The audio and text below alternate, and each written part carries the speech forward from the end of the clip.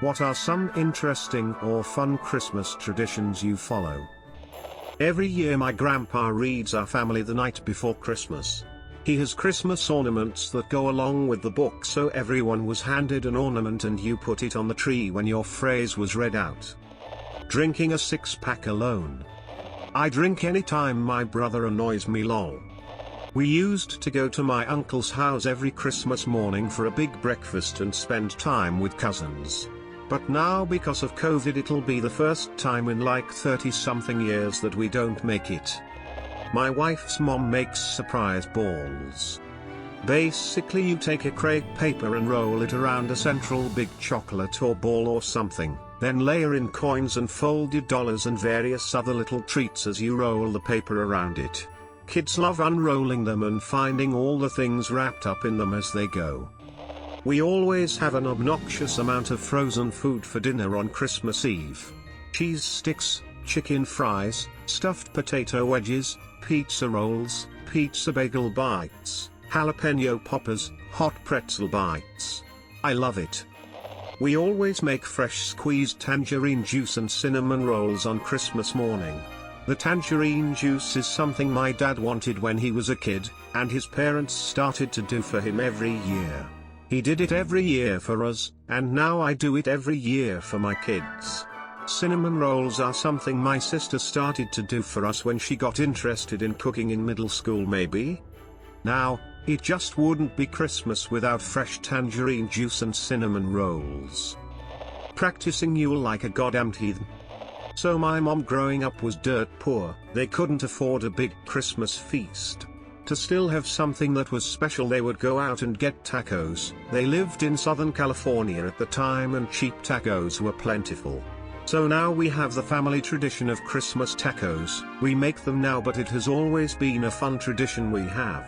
People are always confused when we tell them our Christmas dinner plans because we are not Hispanic at all. That's part of the fun though.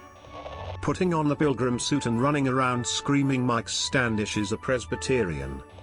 My mom cries at least once. One or all of my sisters fight over the kitchen space.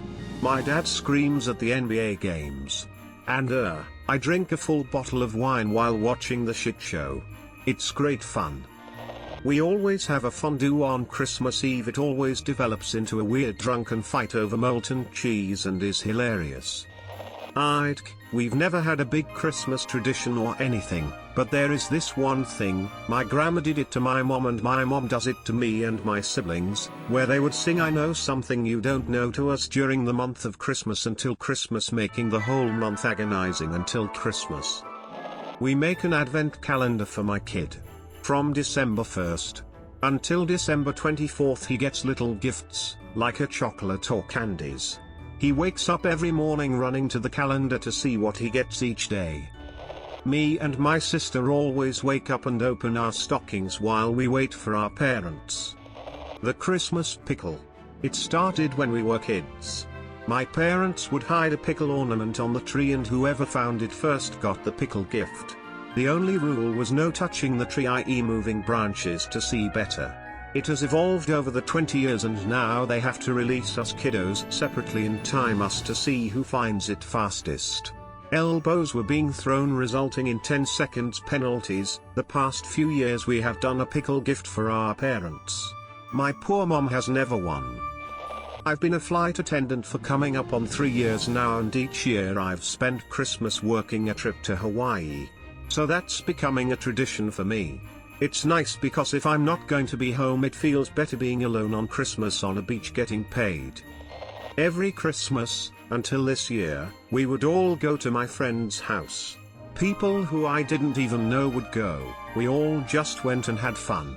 Sometimes, someone who I had recognized from somewhere else would come, and I would be surprised. Anyways, usually, you could see a bunch of teenaged girls, including me, at the party. We were close friends with the host and all knew each other well. At one point, we would all just go into my friend's, daughter of host and fellow girl, room and just chill there. Later in the night, we would sing karaoke and have a grand old time. One time, I was involved in a Let It Go singing competition and one of the kids got upset when he lost. I miss that. not celebrating it. Not me, but my world history teacher and his brother have been and always will tackle a Christmas tree in full speed, and whichever one falls first is the one to use. Sounds painful. In Catalonia, Spain, we have the tradition of the cagatio, in which we hit a log, with a drawn face, with sticks to make it shit the Christmas gifts. There's a song we sing at the same time we beat the shit out of the log. I get to the pub for 11.30, we do a big cash raffle about 2.30 and it closes at 3 p.m, by that time my mother is calling threatening to leave my plate in the garden if I don't get there pronto.